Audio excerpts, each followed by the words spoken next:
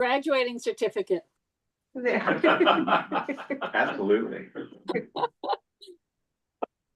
Yeah. Like, we only have a election in one of our wards. The rest are all acclaimed because there's only two.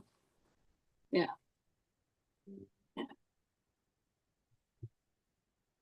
Sometimes that's good, sometimes that's not. Can you hear me? Yeah, we can hear you, Tim. Hi, Aaron. Okay, it's 12 o'clock. We'll call a community development committee meeting to order for April 14th, 2026. Have the attendance. You. I have a motion to approve the agenda, please. I move to approve the agenda. Seconder. I'll second. Sure. All those in favor? Aye. Contrary minded, if any? Carried. Do we have any conflicts of interest to declare today with our agenda? Hearing none. Good. I'd like to welcome our participants online today, as well as here at the table. We'll now call on Autumn Locke, if she will do her presentation on Planet Youth. Yeah, well, happy to. I'm going to present on crime prevention, and I brought Erin Kelly with me from the Department of Health, Public Health Division, to present more on the the Planet Youth side of things. Yeah, the slides. Sorry. I don't want to touch your stuff. If I could just take a moment, Mr. Chair, just to introduce Autumn. Sorry. So Autumn's been an active role with the resiliency table, and another ally, I'll say, in justice and public safety. So has been an active member, was once at the branch for community capacity and resiliency and focusing on crime prevention and all the other great tricks up her sleeves that she can share with us. So Okay. happy she could be here. Thank you. That wasn't on my paper, so thank you. Doing that.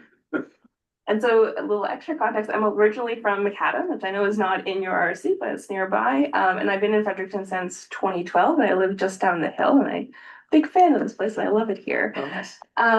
So Erin and I are going to present on youth crime prevention, so I'll give you a couple stats and some background information on how youth crime prevention happens. And then Erin's going to take over and tell you about Planet Youth, what it is, what it isn't.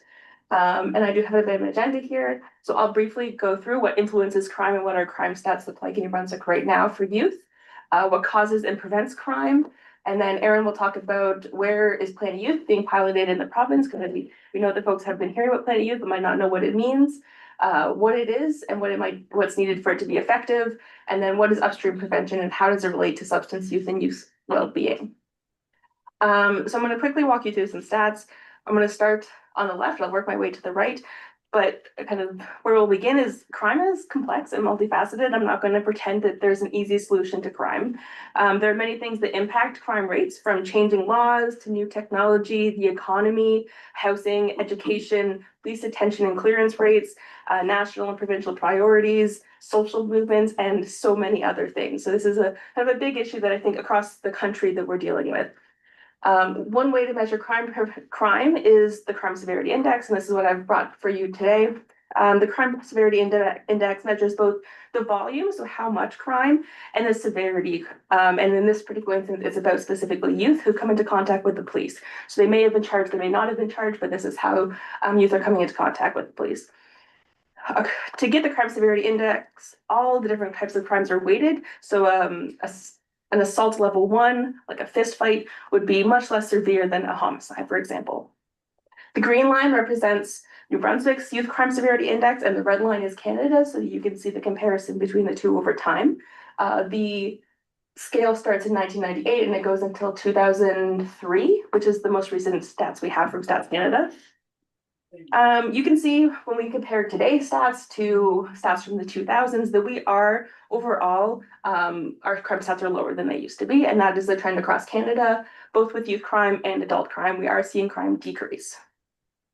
In New Brunswick from 2014 to 2023, we saw a 21% decrease in overall youth crime than what was seen across Canada, which is promising. And in the last few years, we've seen a little bit of an uptick in that crime severity. When we specifically look at youth violent crime severity, that's that middle piece, we are seeing a kind of interesting and concerning increase there. We saw a 62% increase in the severity.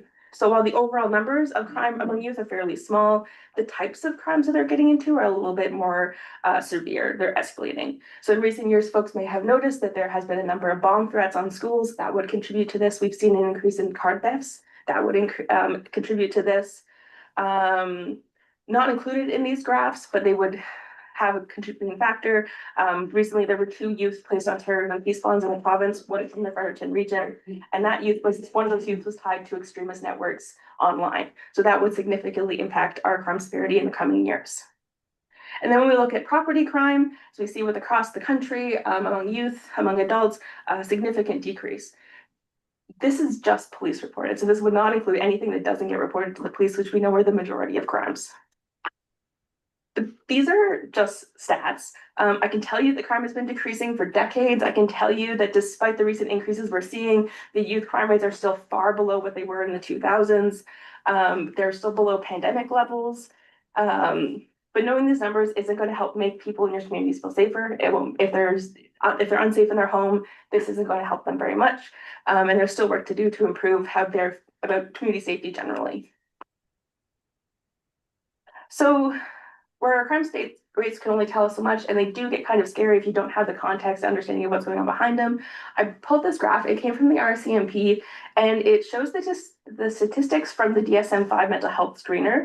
This is about youth who are being interacted with by the RCMP, and they'll do the screener to kind of see what's going on with these youth, what are they dealing with.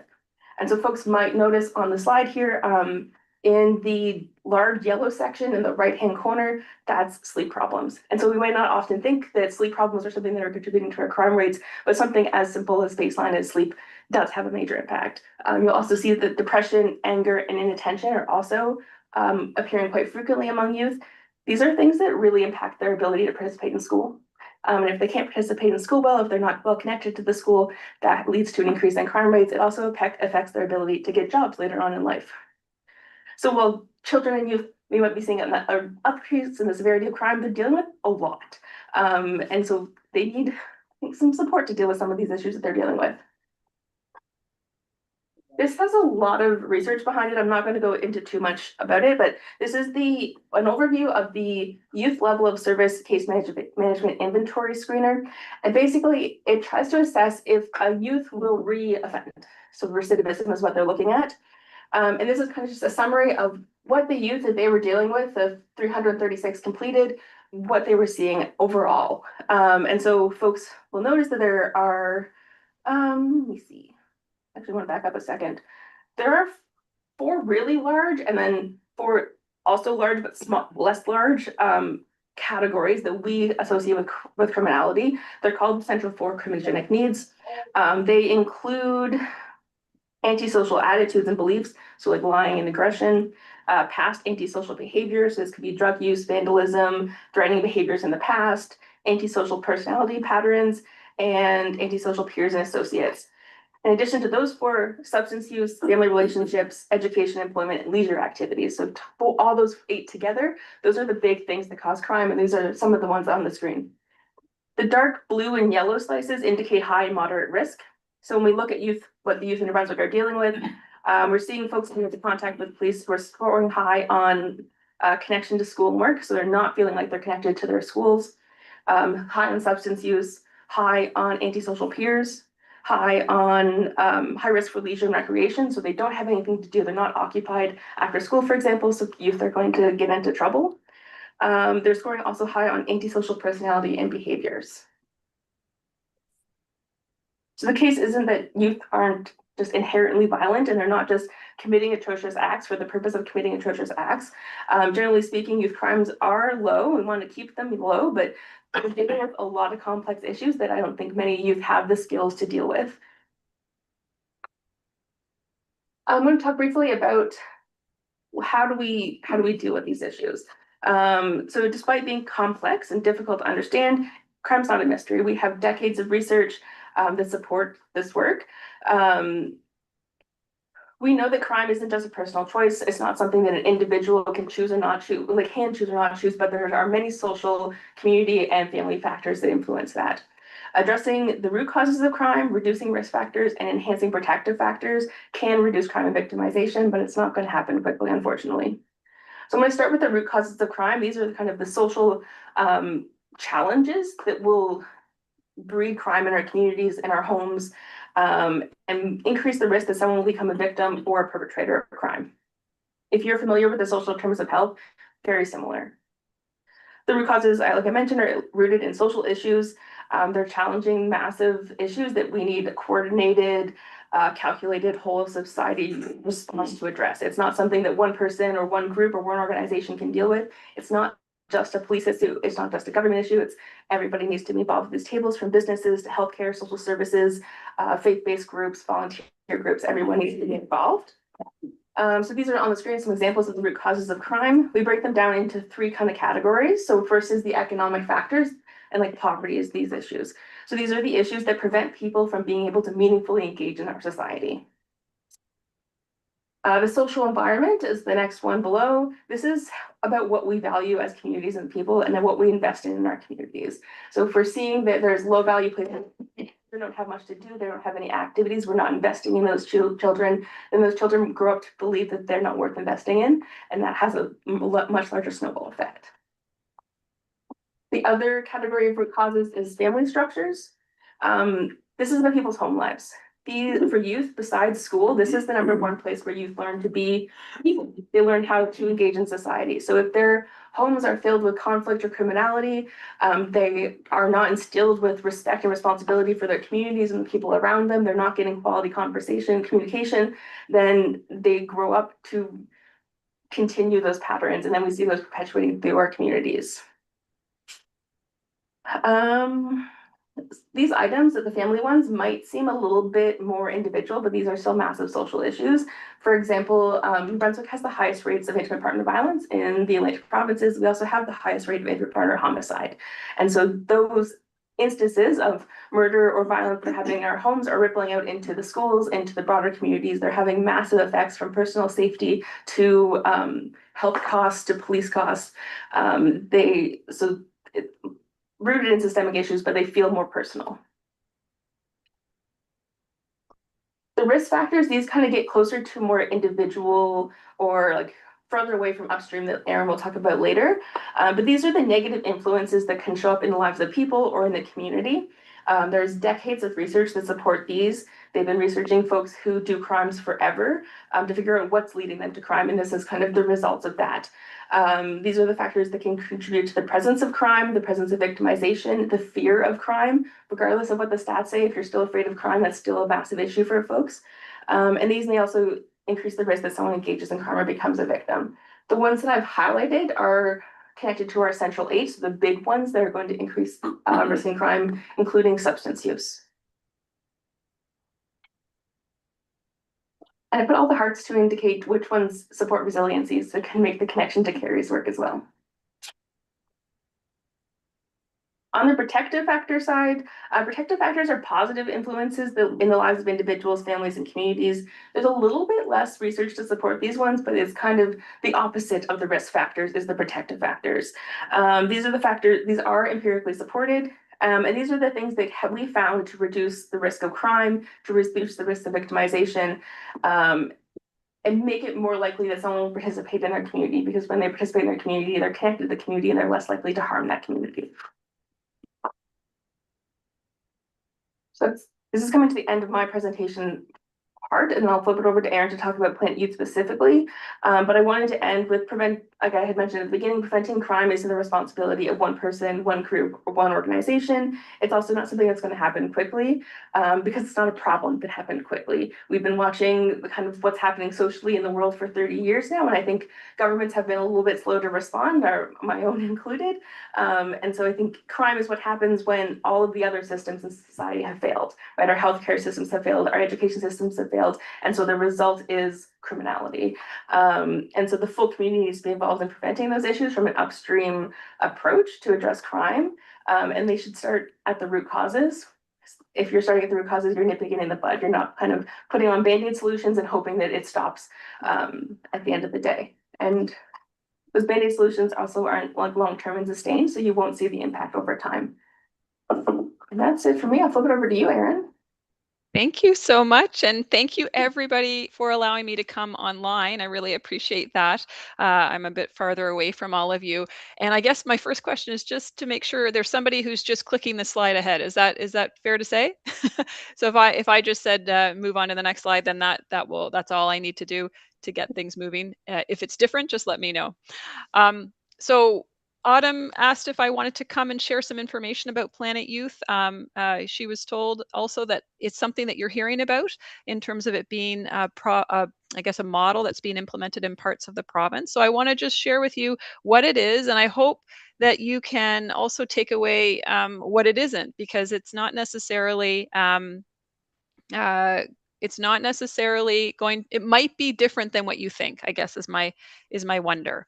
So Planet Youth itself is an upstream prevention model, and it was developed in Iceland from what they used to call the Icelandic prevention model. So Iceland has invested in this model, meaning they've invested in implementing it for over 2 decades, and the result of that is a major shift in their youth substance use in that time period. So that's why it's being promoted. It's not always talked about as a youth mental health and well-being model, but that is something that tends to happen. But the real effort in Iceland was to reduce substance use, and that's why we're implementing it here in New Brunswick in terms of piloting it. We want to also address youth substance use, and the benefit of that would be also supporting youth mental health and well-being. So this is why it is a model that's backed by evidence, because Iceland has found it to be successful, and other parts of the world, other countries are also trying to adapt it and implement it in their context, and that's what New Brunswick is doing. So the map here that you see is really to show you where it's being implemented in the province. The pilot that we're running is in its 4th year of 5 years, and the white areas or the white names are where the pilot is being held. It's in the town of Woodstock, the city of St. John, and the Regional Service Commission areas of the Acadian Peninsula and the Kent. Chaleur and Northwest are listed here because they're 2 areas that have also just recently, within the last year, stepped into being partners with Planet Youth Iceland, and they're just initiating Planet Youth in those areas of the province. So we work with them because we as a pilot have been learning over the last 4 years what this model is, the challenges, the successes, and we want to make sure that Northwest and Chaleur are learning from us as well, and then we're learning from them. So we've created a bit of a community of practice, despite some of the communities being with the pilot and some of them being on their own. In total, for the pilot, there's about 140 individuals who sit on our community coalitions who represent various sectors in those pilot communities to support the implementation of this model. So we'll head on to the next slide.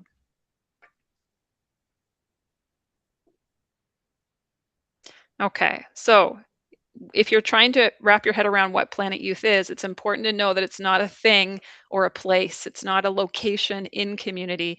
It is a model of 10 steps that a community coalition sets about walking through. These 10 steps you see here, typically the first time a community walks through it takes about 2 years. It starts with forming a coalition where you bring together numerous people from across different sectors to step into the work. But there's a lot of work beyond shaping the coalition. And so that's what our pilot sites are doing. There's an element here of identifying funding, and I'll talk about why that funding is important in a later slide. But there's also a local data element where youth who live in a particular area where it's being implemented are asked through a survey what their experiences are with certain environments to be able to inform the coalition in the work of designing an action plan. And an action plan is something that is intended to influence the environments that surround youth. Those environments I'll get to in a second, but ultimately, the point of Planet Youth isn't to ask youth to change their behaviors, but to change the environments that support them. There is, as a coalition or a community evolves in implementing Planet Youth, they can start to work towards actions that really dig into the root causes that Autumn shared in the last slide. In the beginning, when a community starts to do it, a lot of work is revolved around building awareness and understanding across the community around what is possible. The final step is important. It's step number 10. It's reflect and repeat. And that's the power of the model. That's how Iceland has seen the benefit, is to continually walk through this model. Once they finish the 10 steps, they go back and they start at step 1. So they, as a country, have walked through this model about over 10 times or more, and each time they do it, it reinforces the implementation of upstream work, and it strengthens their community environments. We'll step down to the next slide. So when I talk about environments, these are the environments that are particularly focused on through the Planet Youth work. So they focus on strengthening the family environment, the peer environment, the school environment, and the leisure and recreation environment. And then also the community, the physical community that surrounds all of those, where these youth live, where they work, where they play. And then finally, there's the new environment to all of us, which is this digital space. And so there's work also that goes into shaping that environment to be more safe and secure for youth. And that digital space is in all of the other environments. We can move to the next slide. So this is really what I want to focus a little bit on, because Planet Youth as a model is upstream. This is called the health impact pyramid. In public health, we use this a lot to help us communicate what is actually upstream and what is downstream. And so if we look at the top of the pyramid, that is education and awareness. So sometimes people might gravitate, when they're trying to certainly address substance use, head in the direction of educating about substances and talking about substances and making sure that youth know that they're not good for you, and try to make sure that they're aware of all the harms of substances, and that in that effort, hope that youth choose not to use substances. That is considered to be very downstream work, because it's not actually going to cause any change for a large population. You might have a few individuals who do listen to the messaging, and it causes them to think a little bit differently and change their behavior or choose not to use substance in the beginning. But ultimately, you're relying on individual effort.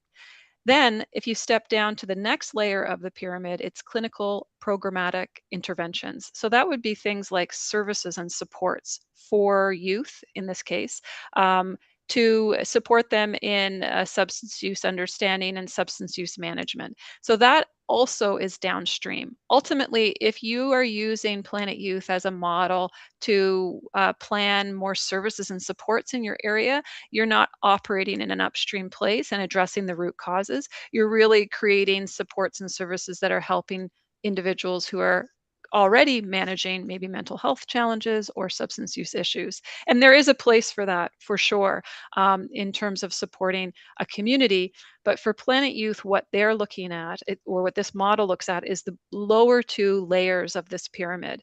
And that is to actually create actions or action plans that truly shape the environments that promote health. So again, that for Planet Youth is the school environment, the family environment, the peer environment, the leisure and recreation environment, and the community environment as a whole. The lower level is socioeconomic factors that promote health. So there are actions that do come from Planet Youth action plans that do fall into that category, and I'll explain one to you in a minute.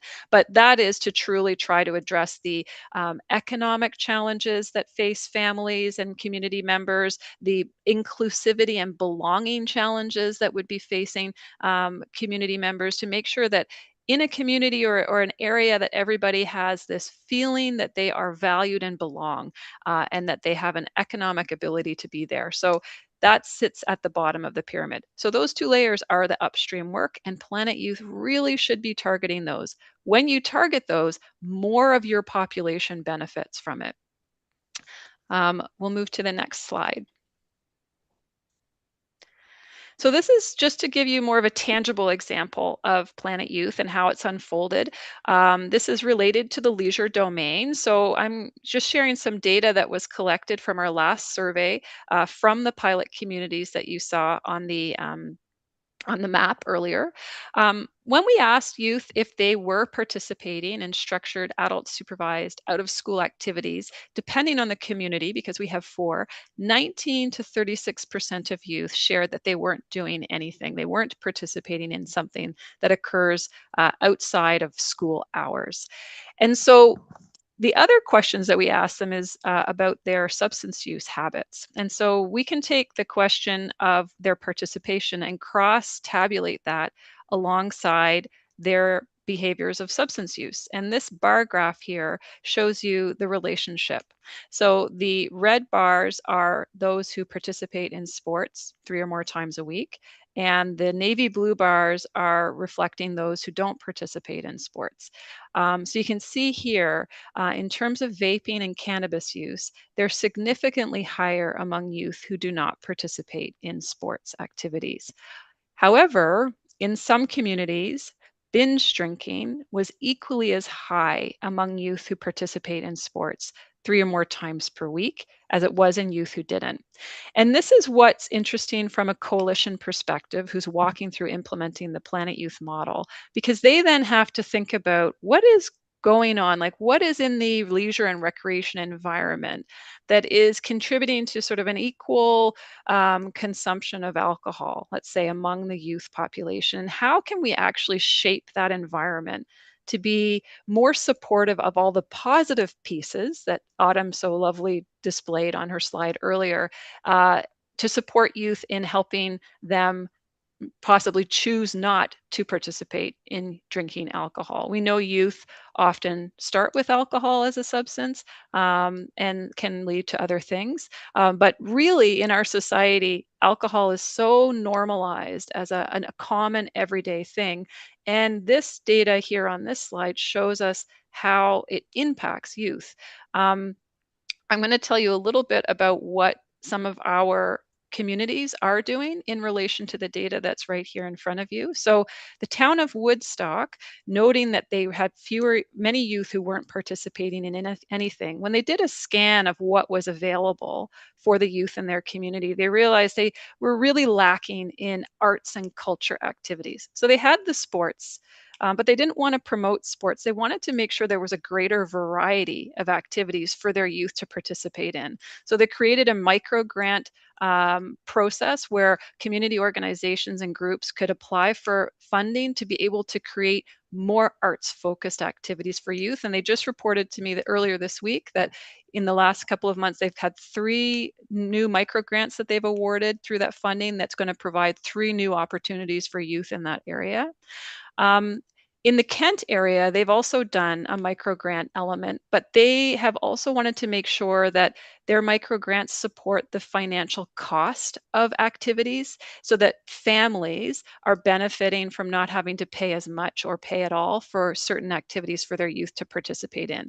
Their coalition decided that cost was a major factor for their families, and they wanted to remove that barrier. In the Acadian Peninsula sector, they also had a microgrant program that organizations can apply to. But the other thing that they decided to do was they created more of a regional forum that brought together organizations who support the creation and delivery of leisure and recreation programming. So that would include sport programming as well. And they are bringing them together more regularly to be more cohesive in how they work to design and support the environments that they create in the leisure and recreation world for youth. So this is a way to have those organizations truly build and appreciate the power that they have as an environment and the supports that they can create within that environment to better support youth who are participating in their activities. And finally, in the St. John area, they as well found that a microgrant model works really well to engage community to create better options for youth. But the other element or layer that they've added to that is they are providing some training for individuals who are representative of coaches or volunteers who work with youth so that they can understand and learn about the skill sets that they might be able to acquire, or the layers and elements that they can put within their own activity or recreation culture that supports youth in a much more proactive way in terms of their development and involvement in their activities. So those are four different examples of how the different pilot communities have taken this data and worked towards changing the particular environment of the leisure and recreation areas in their community. I'm just going to ask you to pop down to the last slide. Oh. Maybe the one before that. Yeah. So this is just, there we go. So I'm back to this model. I know it's sort of a boring slide, but I've spiced it up with some arrows, because when you do this model, there's 10 steps, but there's the 2 steps at the beginning are incredibly important, and I'm just going to explain why. So ultimately, the first step is shaping that coalition. A strong coalition needs to be represented by a variety of sectors and partnering organizations and groups. So that means nonprofits, public sector, Indigenous partners, social service partners, many people at the table. You really would like to have as many as you could come to the work. And although everybody is important, it's certainly important to have some very key sectors. So the local education sector is really important. You would need to have district support, or even from your high schools and elementary schools, the leadership from those schools to be represented on that coalition. Municipality representation is very important. As you all know, ultimately, the municipalities have a very big say in what that community is going to evolve into and how those environments can be shaped. Certainly the recreation and leisure environment. Public health as a representation on the committee is important because of that upstream prevention work. Public health has this awareness and understanding of how you do create upstream evidence-based action plans, and they sit sort of as a layer of ensuring that the actions that are taken on more often fall in that upstream pyramid portion. We also want to see public safety there. And we also, this is super important, want to engage youth. So youth have to be brought in, and there's a lot of understanding these days on how you do youth engagement that is meaningful. And what our 4 pilot sites are finding is that they have way better results in terms of the initiatives that they plan when they do it alongside youth. So a strong coalition makes for more effective community engagement.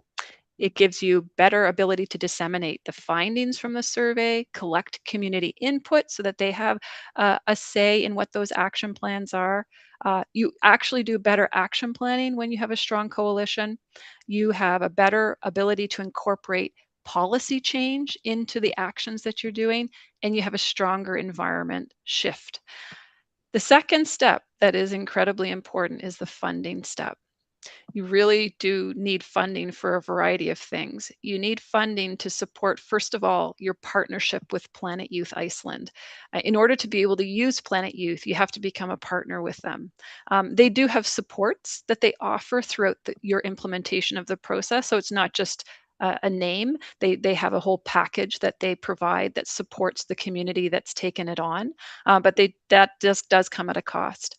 You need funding also to hire a coordinator. Even though you have a coalition, there really does need to be somebody in this place of keeping the momentum of implementing the model moving forward. And then finally, you do need funding to invest in the work. And it's not just to invest in it for 1 year, you need funding to invest in it long term. I think Autumn has already referred to this, but The challenge with upstream implementation is it can't just be for a few years. I know we have a pilot that we're doing for 5 years, and I would argue that that's not long enough for us to truly see change. Long-term investment is 8 to 10 years or more. And if you think of Iceland, they just continually invest in this process, and they've been doing it for over 2 decades. So I'm going to leave it there and just open up the room for questions or comments. That's just my last slide. Okay, thanks, Aaron. Do we have any questions either online or here at the table for Autumn or Aaron? Yes, kid. So I have a couple of questions. The first one is around the funding. So where are you finding funding in New Brunswick for this model? So the pilot for those 4 communities has been funded by GMB to get that going. So that includes funding to pay for the partnership with Planet Youth, and that includes funding to implement their actions. But I would tell you they're learning the need for that coordinator role. We have coalition leads who are leading it, and they're often people in public health or regional service commissions who already have a role, and they're doing it sort of off the side of their desk. They're sharing that work, and that's very challenging. So if I were to bring a lesson learned already, is that you do need to have a person whose sole job it is to keep the momentum of Planet Youth moving, because you're working with a cross-sector table, and that's just the truth of it all. We're all understanding that a little bit more clearly as we move through the model. Other communities like Chaleur and Northwest, they've had to seek federal funding. So they've gotten federal funding that's allowed them to create a partnership with Planet Youth. And then there's always that struggle to work towards finding more funding, because even though you might have the funding to establish a partnership, you now have the reality of creating an action plan. And there's some actions that don't cost money. There's a lot of action work that can go into advocating for policy change and working on policy change. That's not money, that's time and commitment, but there are actions that do require money.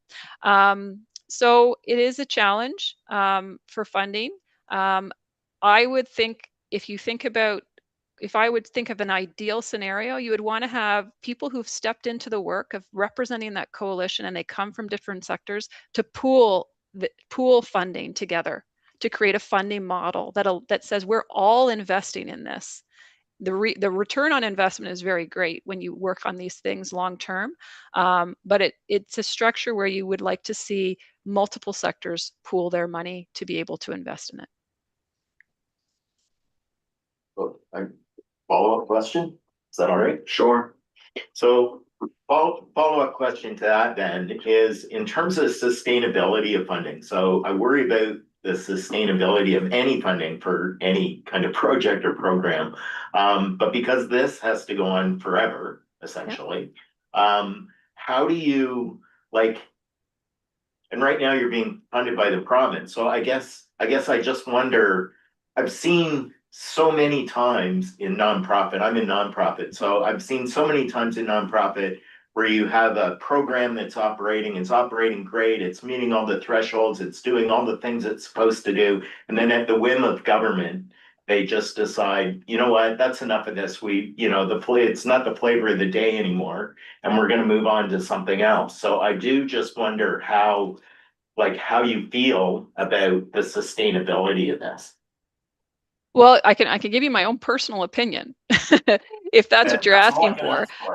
Yeah, that's all you can ask for. I mean, it can't just be government that's funding all of this ultimately. It has to be a pool of funding. So I would think that there should be a commitment. So if I were to step into, we're at a pilot, on a pilot timeline, but post-pilot, it would be important to step into partnership with different sectors where everybody contributes to it, including government, and not just provincial government. Municipal governments are contributing, seeing a reason for some of their budgeting to go into that, however that's structured, whether it's through regional service commissions or separate municipalities, because it is, as Autumn sort of so beautifully shared, the complexity of the root causes are never from one source. They're from everybody's source. I don't think people disagree on that principle. I think what people who come from different sectors or leadership having to come together have to agree that you have to create a structure for the determination of a strategic plan moving forward and the implementation of that plan. So that's what you're investing in. And you would have to, at the offset, work on the different partners that come to the table and setting up a pooled funding stream. That would be, in my mind, what would work best. That's in public health, we call that health and all.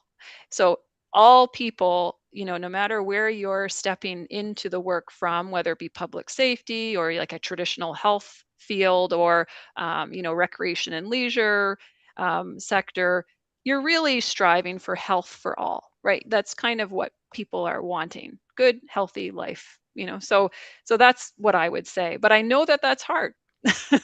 Right? I'm not suggesting that's an easy road in any way, shape, or form. A lot of the work is to bring people to agree that the investment needs to be long term. Don? Thank you, Mr. Chair. Aaron, just a quick question. Which departments in the province and which federal departments are the partners? And if you've mentioned that, I apologize. No, that's that's framing of okay. something. The federal partners, now I might get this wrong, but Chaleur, I think, has some funding from Public Health Agency of Canada, because they have an interest in seeing how this unfolds in various jurisdictions across Canada.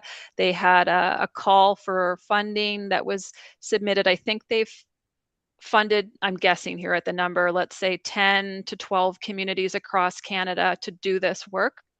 And these communities are a variety of sizes, and variety of locations: northern Canada, out west in Ontario. There's one in Cape Breton, Nova Scotia. It's always popping up, to be honest with you, as a model. And then there's also funding from, and Autumn, you can help me out with this. I think it's the Guns and Gangs funding stream federally. Yeah. You asked another question. I missed. Did I answer both? I was just looking for the provincial departments. Was social development or EECD or RDC or? Are you saying in terms of funding or involvement? Funding. Funding is public health. Public health, okay. That's what the pilot is. So this is my would be that all the departments are funding. But to get the pilot going, it's been public health. And I have to give credit. It started with addictions and mental health as a sub health department. They did initiate this because addictions and mental health have a stepped care model that they're trying to implement in the province, where it sort of, depending on your need in terms of supports and services, there's a step care model established. Well, the first step is prevention. And prevention is what Planet Youth is. And so addictions and mental health as a group don't usually do prevention. It's public health that does prevention. And that's why the money it sort of naturally fell to public health. Great. Thank you, Mr. Chair, and thank you for your presentation, and Aaron, thank you for bringing this to me and to the community. I'm fascinated by this. A lot of this reminds me at a high level of how the age-friendly committees were implemented in the city of Fredericton, and how our community inclusion committees were implemented, because they come with kind of a larger international framework that then gets all the stakeholders in the community together. And we were missing this part of the conversation in the last year or two on Fredericton's council, when we were talking about how we should properly construct our youth action team, our committee, basically, of young members of our community, because we saw the value of engaging with them and asking their kind of input on issues germane to the city, but there was really no consensus on how we take that group of individuals once they kind of self-select and join the youth action committee. How do we connect them to then other stakeholders in the community and other groups with similar mandates? Anyway, what an avalanche of answers I now have to those questions. Oh, So good. thank you for that. And I guess next steps would be, are you willing to come, or is someone willing to come talk about Planet Youth to this smaller group of people inside the city so that we can start thinking bigger? Because we have stable funding. We have, a couple feet down this path that we've already, or steps down this path we've already taken. But I think I do recognize the value in this is going to be connecting to the larger stakeholder groups of interest. And then, creating something durable over time, as well, beyond the pilot phase. So, if we could somehow connect, the right people together to have this conversation, it will help the city grow how we're currently engaging with our youth and plug into a larger community. But I see tremendous value. Thank you for bringing this forward. I just want to say a couple things based on what you said. In terms of youth engagement, I think a really important, there's people out there who do it really well. And I think, and maybe that's you guys, I'm not sure, but I think the element or the evolution of Planet Youth has to include a youth engagement plan. And I think what we used to think of as youth engagement years ago, of asking what they thought and then saying thank you very much, is changing towards bringing them in and actively building their skill set from a young age in being a part of it. And that just only benefits them as they grow and get older. And if the system can create that, then you're just going to, that's a positive protective factor in and of itself. Oh gosh, I had other thoughts that you were saying there. Of course, they'd be interested in talking about it. The investment, this is what I was going to say. One of the things I get really bothered with is when people say, well, show us what substance use changes happened. We'd like to see. We're 4 years into the pilot. Show us the substance use changes that you've been able to make. And I say, no, that's not at all what we should be focusing on. It's the end result. And yes, in a Planet Youth perspective, that's kind of the outcome. But the reality is what you want to see are the more visible changes in the environments. I want to show you the changes in youth who are participating in things and growing in terms of their own development as individuals. I want to show you how families are feeling more connected to their community because of the efforts that have been put in place to circle around the family environment. I want to show you how peers are being more peer positive in terms of showing positive peer mentorship as opposed to peer pressure. Those markers are more important. As municipalities, I would say that's what you're wanting to measure, not whether or not they have access to mental health support. That is important. I'm not saying it isn't. People who need support and services should get it. It's more that when you're looking at upstream prevention, the markers that you're looking to change are different, and those are the ones that are more root cause related. Appreciate it. That's Thank my you. plug. One more quick question, Gary. We have a comment for the table in that when we reflect on the resiliency network that Lisa and I are chairing, there's partners already around that. So talking about how we might leverage that community gift around those tables, like when I look at the resiliency funding we've done this past year, I'm going to say probably 30 to 40% of our budget have been to invest in youth in different projects. So now it could potentially be a project thinking forward of saying, how might we match some of this potential funding that's on the table and say, how do we do this either as a region or as a small pilot supporting to see how that might create some of that ripple. Our region is huge, so I don't want to come in with too rosy colored glasses, but is there a way we could help to build on that, considering it's just helping that collaboration continue on. We have folks that are doing family environments with the Rotary groups. We have our schools doing youth leadership summits. We have support going to like youth mental health initiatives. So we've seen kind of a mix of those partners that Aaron and Autumn kind of outlined. Now it's just to say, hey, community, would you consider doing this project? And I think having kind of that regional support is a really big factor. And it makes them feel like they're part of something bigger as well. So I just wanted to leave on that comment. Thanks. Thank you very much. Can you allow one more? Quick, Sir?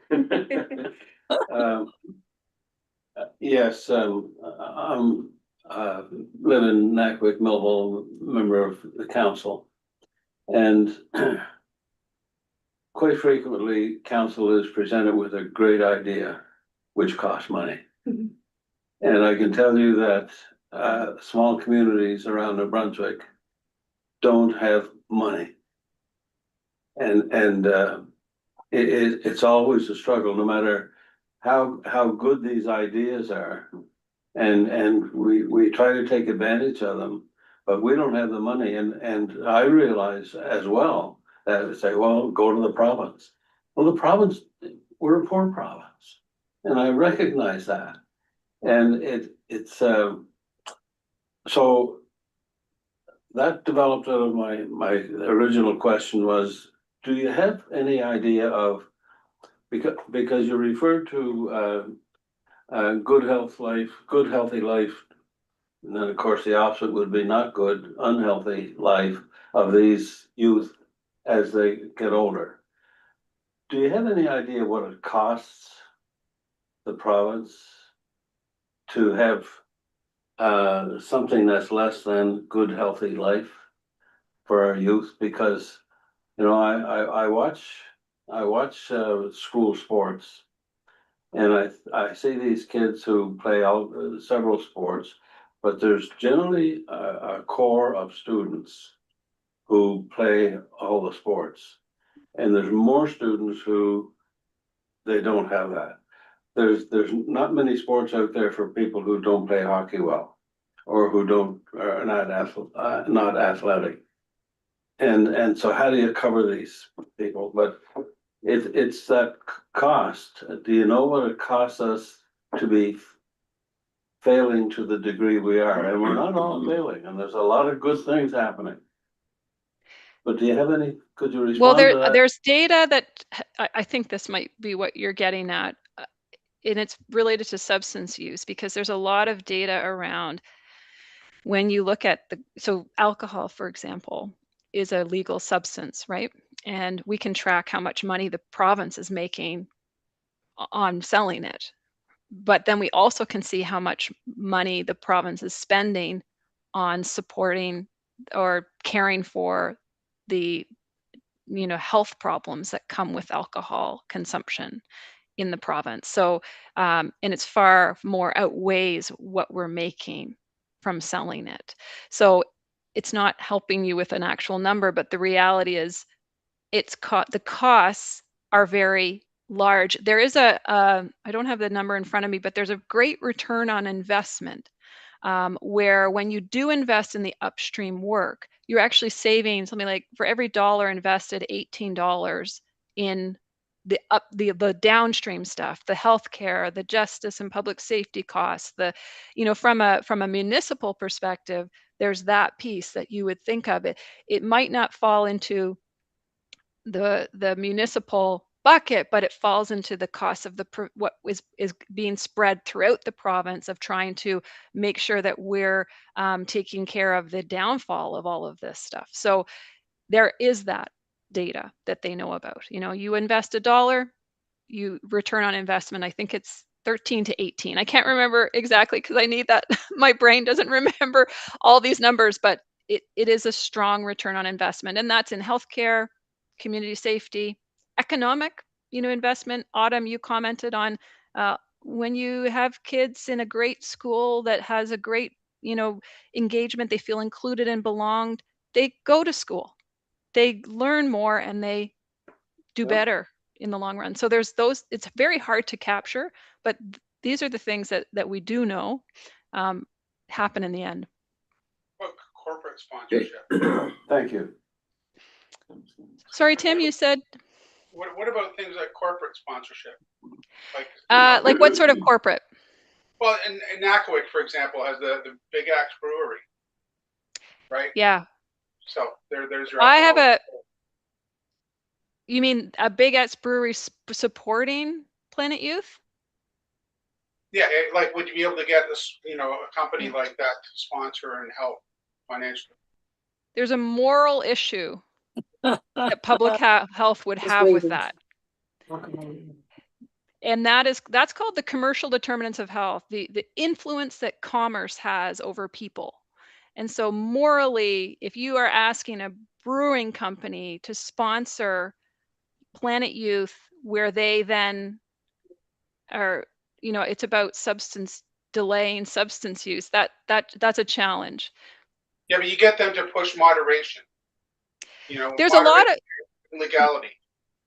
Well, there's a lot of effort provincially to try to set up a sort of those things, you know, to try and establish a strategic alcohol plan, you know, because moderation, yeah, it is a thing. It's actually not even moderation, it's less is best. The less alcohol people consume, the better. And if we can get people's mindset around that, that will be helpful in the long run.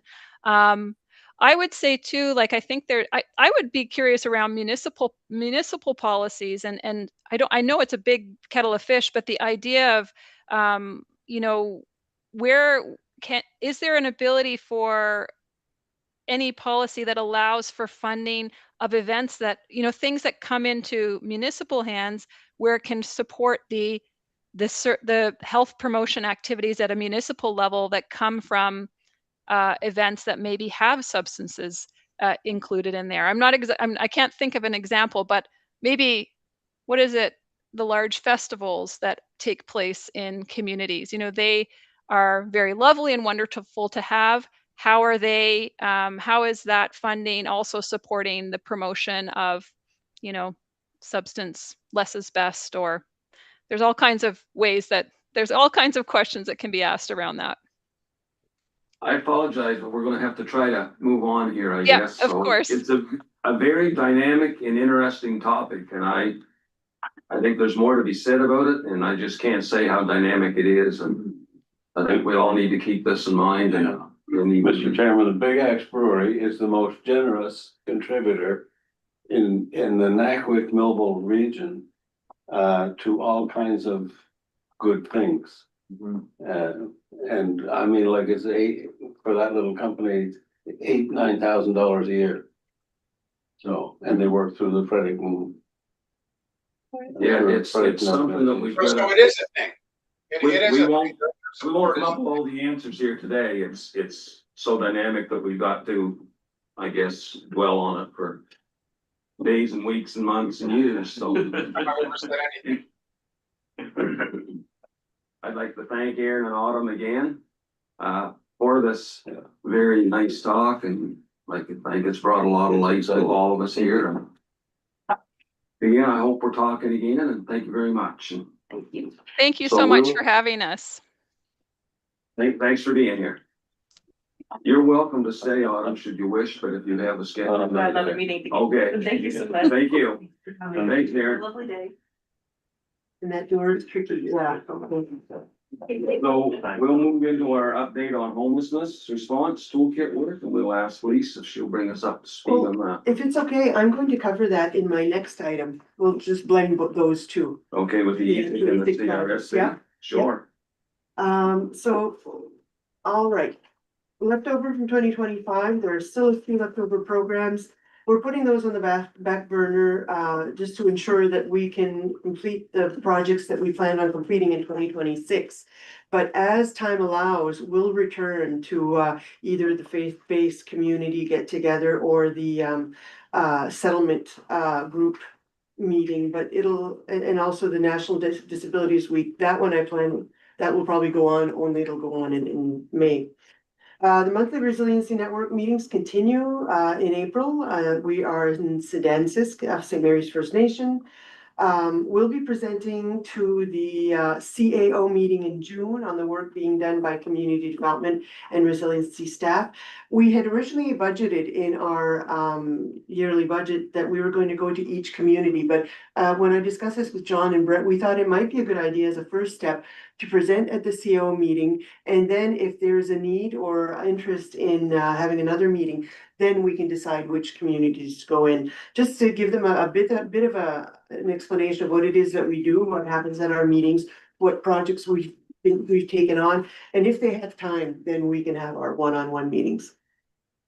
We will be hosting 4 financial literacy workshops. As you know, one has already been held in Oromocto First Nation. The next one that's being planned is for women. Women who live in shelters. We are going to work with Giganu House, we're going to work with Liberty Lane and other shelters, but that will be our target audience, and work is being done for that one. Instead of hosting the 4 stigma reduction clinics we had originally planned, after I went to my meeting in Moncton with fellow community developers, they talked to me about something called Living on Edge. And Living on Edge is put on by the United Way. And what it is a poverty simulation exercise, and you bring in at least 80 participants and 20 volunteers. And from what I've heard, it's a very valuable exercise, and it's meant to be for people who are also decision makers, government, employers, and the everyday people. But the people who work in community development already sort of understand what people living in poverty are going through.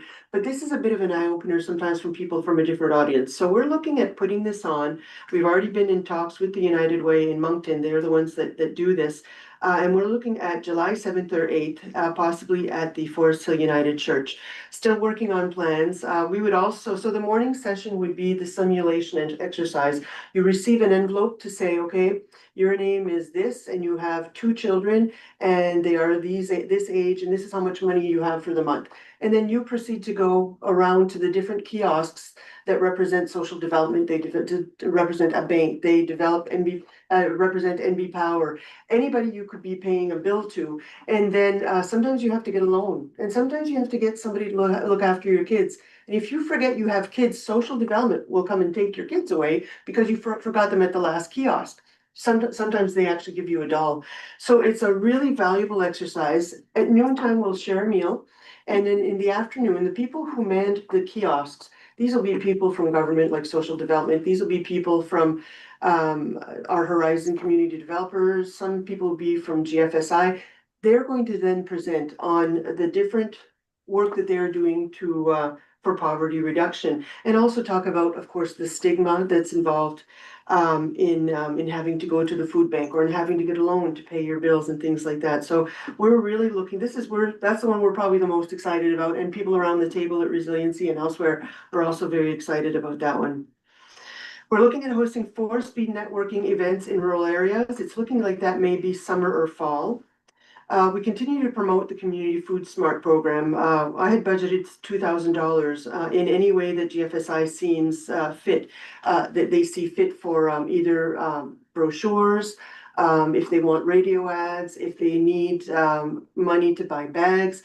So I've made Sandy aware. At this time, she's got plenty of funding. We'll be hosting one or several grant writing workshops. We've already had one, and it was Thursday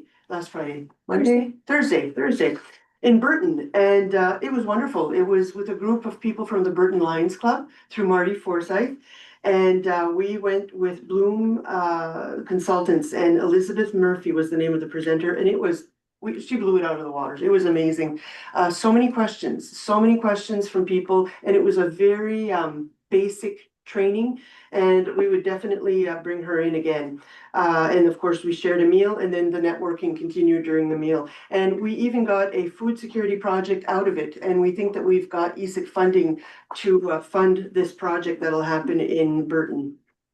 Work continues with the Capital Region Food Council and with GFSI. Work continues in partnership with GFSI and our Indigenous relationship building.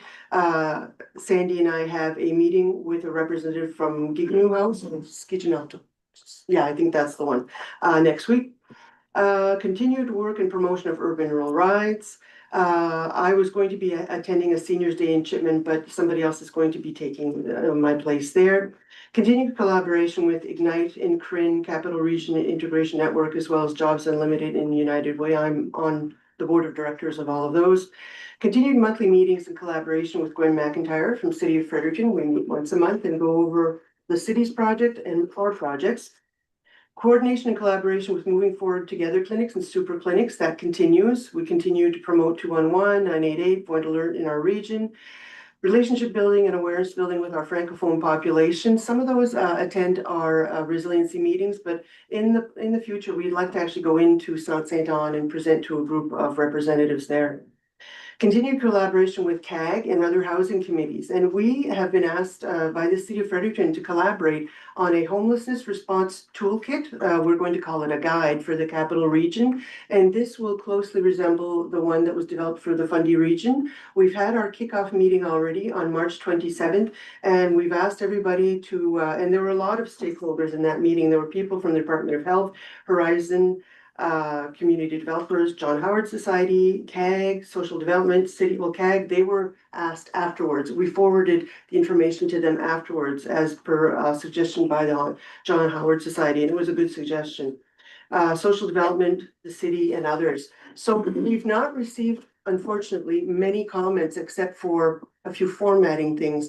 The other person who's been helping a lot with this is Ed Peterson, who has been meeting with the CAOs in each community to discuss homelessness. And he has already drawn up a draft copy, and we'll be looking at that in the next few weeks. There was another guide that came to my attention when I first started a few years ago, and I'm thinking this could be a really good project for a summer student.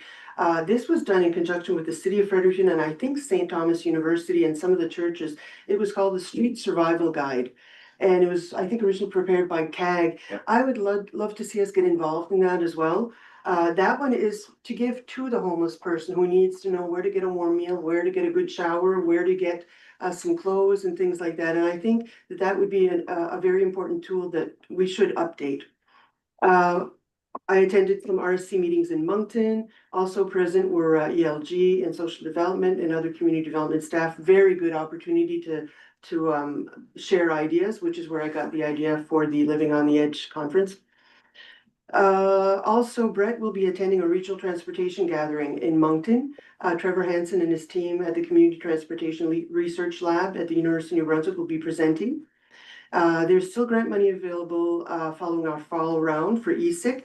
And also because we got some ESIC funding, it frees up some of the community development money, or capital region community development money. So there's still a few decisions to be made with regards to that.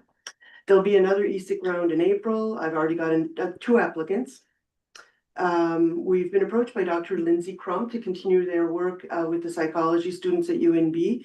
As you know, they need some clinical hours with persons with intellectual disabilities and also with senior people. And we have helped them fund a program where they can do that. And we're going to do that again. It's $5,000 per program. And I've already been in discussion with Dr. Crump for this year. And that was built into my budget. Discussions are ongoing with Sandy McKinnon and Community Food Smart to determine the best way to grow their numbers so that more people can take advantage of this important service. The Francophone District is in the process of distributing their own funds to 3 schools for equipment to support their school lunch program. The Anglophone District are wrapping up their report on how they spent their funds for their school food program. That one's coming to an end. The Francophone one's just beginning. They've also begun talks with the 10 chosen schools where the community play boxes will be placed. You probably remember that from 2025. Also, I've already gone over that. I've gone over that. I just met this morning with Cindy Levac to discuss, she's from Tourism, Heritage and Culture, to discuss this program of regional action planning for physical activity in communities pilot. We've had a few of our member communities apply for this. However, it was explained that those would not be going forward because they needed to be a benefit to the region. So from now on, when we apply for this, there's funding available. It's just that their wish is that we get together and form a table or a committee of people who would make decisions when these calls for interest, when these applications come in. And that when they do come in, they present to the entire group, which is made up of people from each municipality. And then we look at how we can implement these things in each region in their own way. So anyway, there'll be more meetings regarding that in the future. But there was one as soon as today, and Katie was involved. I guess that's all that I have to present on that. Are there any questions from anyone? Cheryl, you had your hand up there a bit ago. Did I miss you on the previous presentation or what? Did you have a question? It must have been unintentional if it was up because I didn't have a question. Oh, okay. Thank you. I see it's gone now, but just checking to make sure, so. Any other questions here for Lise or comments? And I just wanted to say one last thing. My last day here at the commission will be April 24th. And I just wanted to say that it's been a pleasure working with all of you in community development, and I hope that our paths cross again. Well, that's surprising. Okay. Wish you all the best. Thank you. Where you're headed, your future. Oh, we've got some plans. You'll probably find out in the near Yeah, future. no, I'm not questioning right now, but I just wish, well. Thank you very much. Okay, we'll move on to Carrie Yeah, on so the Capital Region Resiliency Network. thank you, Mr. Chair. I'll keep it brief because I'm conscious of our time. The Resiliency Network continues to evolve day in and day out. So Lee's touched that our next meeting is actually this Thursday. I encourage folks around the table to join us. We're at Sedanskis at 24/7 Maliseet Drive from 9 until 2. The first part of the meeting, we're really focusing on a community regional roundtable. That's where we're hearing most from our community groups and saying we find out so much information there, so kind of grassroots level. So I encourage you folks to join us if you're able to, in person and hybrid. At that meeting, we'll also be talking about, we have a guest speaker lined up, so the Public Legal Education Service. So we have just general, it's a nonprofit that can support folks in advocating some of those. And we also have a presentation by Andy Marks, who's with Sexual Violence NB. If you recall from our resiliency action planning was to help them with the feasibility study to bring a program to the capital region. So she'll be presenting on that as well on Thursday. Another note, I guess, more out of the network piece, but into the role for CCR, Community Capacity and Resiliency. Meeting with John and Lise this week to share a bit of an update on the direction where we're headed as a branch. There is a strong focus on the 4 pillars of emergency management. That's always been the under route. That's why JPS is at the table, but really focusing on how we might empower communities through emergency preparedness. When you think about the different types of emergencies communities are experiencing. So how we can be good neighbors, how we can respond and build that capacity as a community. So more to come on that. The other note, we do have a really exciting project that's underway. Miramichi area and the capital region were selected through CCR to do a measurement impact exercise of the network themselves. So the provincial team has hired a consultant that's leading this through St. John Foundation, I believe. And basically we'll be talking about what are the impacts of these networks that the Service Commission, ourselves as CCR and other partners such as Horizon Public Health are helping with. So we'll have a separate station, I believe, or an engagement opportunity that we'll be reaching out with. So we can get those folks that are at those networks to kind of give their feedback through that measurement process and engage with other stakeholders like folks around this table as well. So more information to come, but I think that is the only update I have today. Okay, perfect. Thank you very much, Carrie. Any questions for Carrie at this point? Hearing none, I guess we're mostly out of time, but anyway, I'd like to thank this committee.